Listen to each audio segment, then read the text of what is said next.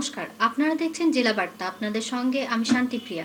দক্ষিণ চব্বিশ পরগনার বিষ্ণুপুরের বাখরাহাট বড়কাছারি মন্দির সংলগ্ন প্রায় ৮০ থেকে ৯০টি দোকানে ভয়াবহ অগ্নিকাণ্ডের ঘটনা।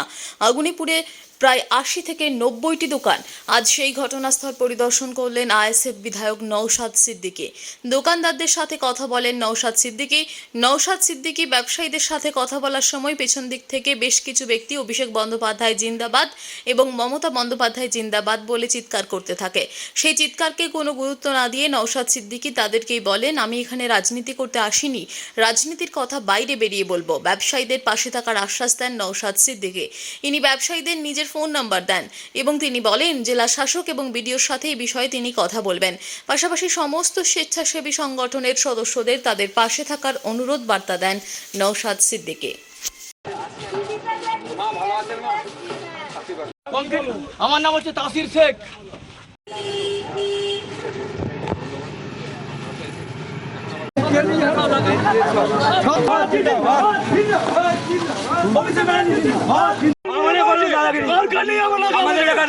যখন পুড়ে গেছিল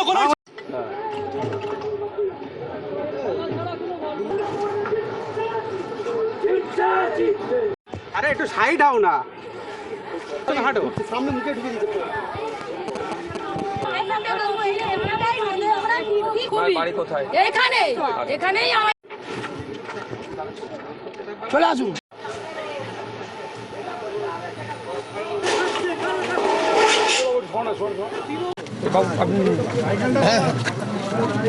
ভালো বুঝবেন।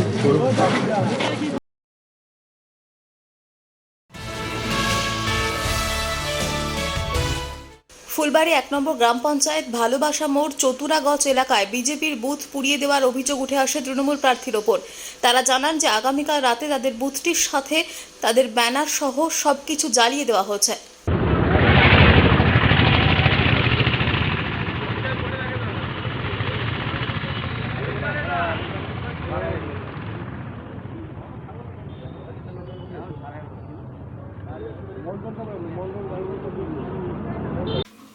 নিয়ে নিচ্ছে একটি ছোট্ট বিরতি। ফিরে আসছি বিরতির পর। সঙ্গে থাকুন ভয়ের সঙ্গে নির্ভয়ে। সিউড়িতে অত্যাধুনিক চিকিৎসা পরিষেবা নিয়ে এলো সৃজন পলিক্লিনিক। ওষুধের দোকান সহ অত্যাধুনিক মানের প্যাথোল্যাব, কম্পিউটার তথা অত্যাধুনিক মেশিনে রক্ত, মল, মূত্র ও থাইরয়েড পরীক্ষার সঙ্গে এখানে রয়েছে বিশিষ্ট চিকিৎসকদের বসার চেম্বার। রোগীদের স্বাচ্ছন্দ্যের কথা ভেবে সম্পূর্ণরূপে এসি নিয়ন্ত্রিত সৃজন পলিক্লিনিকে রয়েছে বসার সুবন্দোবস্ত, বিশুদ্ধ পানীয় জল ও টয়লেটের ব্যবস্থা। এখানে বসছেন সিউড়ি সদর হাসপাতালের বিশেষজ্ঞ চিকিৎসক সহ অন্যান্য শহর ও হাসপাতালের বিশিষ্ট চিকিৎসকরা। সৃজন পলিক্লিনিক ও প্যাথোল্যাব, সিউড়ি, বীরভূম। সিউড়ি সদর হাসপাতালের পাশে ফাঁড়ি ঘরের উল্টো দিকে। Mobile number 8373071019, 9474437713, 9434326822। ফিরে এলাম বিরতির পর। বীরভূম জেলা ইলামবাজার থানার অন্তর্গত ধল্লা গ্রামে একটি ফ্রি মেডিকেল ক্যাম্পের আয়োজন করা হয়েছিল। এই মেডিকেল ক্যাম্পে গরিব মানুষের যাতে ফ্রি চিকিৎসা করাতে পারেন তার জন্য এই ক্যাম্পে ব্যবস্থা করা হয়। ধল্লা গ্রামে ও তার আশপাশে অসহায় দরিদ্র পরিবারের লোকজনেরা ক্যাম্পে এসে অনেকেই চিকিৎসা করিয়েছেন। Ilambazar regional institute of neuroscience centre, unique of doctor Siddiqui ফাউন্ডেশনের উদ্যোগে এই ক্যাম্পের ব্যবস্থা। এখানে প্রায় 150 জন মানুষের ফ্রিতে চিকিৎসা করানো হয়। তাদের বিনামূল্যে ঔষধও দেওয়া হয় ফাউন্ডেশনের পক্ষ থেকে।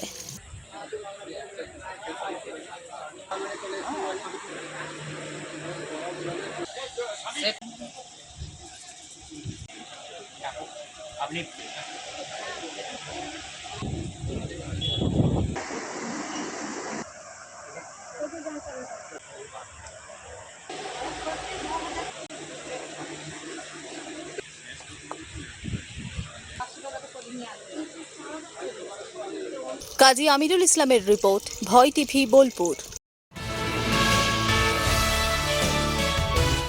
আজ লোকসভা নির্বাচনের প্রথম পর্ব এবং শিখা চ্যাটার্জি জলপাইগুড়ি জেলার বেশ কিছু এলাকায় বিজেপি প্রার্থীদের সাথে দেখা করতে যাচ্ছিলেন।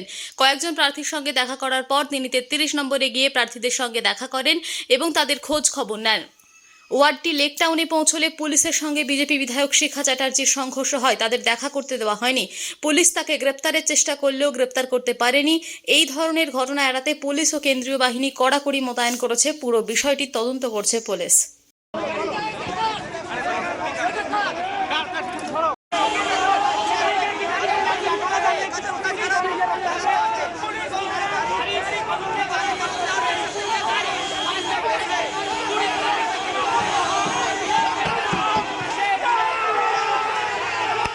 আপনি বুথ থেকে কেন বাইরে বেরিয়েছেন? আপনার বুথ থেকে আপনি বাইরে বেরোতে পারেন না। তাই বললাম বুথ থেকে বাইরে বেরোতে পারি না মানে কি বলছেন আপনি? বলছে হ্যাঁ আপনি বুথ থেকে বাইরে বেরোতে পারেন না। আমি বলছি আমার বিধানসভা, আমি বুথ থেকে বাইরে বেরোতে পারি না মানে? তো বলছে না পারেন না। আমি বলছি তাহলে মেয়র কি করে ঘুরে বেড়াচ্ছে? না ওটা ছাড়ুন। আমি বলছি ওটা ছাড়ুন মানে? আমি আমার বিধানসভায় আমি ঘুরে বেড়াবো, আপনার যদি ক্ষমতা থাকে আপনি আমাকে অ্যারেস্ট করুন। আমি পরিষ্কার বলেছি, আমি ঘুরে পুরো ওই দিক দিয়ে পোড়াঝাড় দিয়ে পুরো ঘুরে এলাম, বুথ টুথ দেখে এলাম সমস্ত, হ্যাঁ ভালো, আবার কর্মীদের দেখে এলাম, এক ভদ্রলোক। আজকে জেলা বার্তা এই পর্যন্তই। নমস্কার।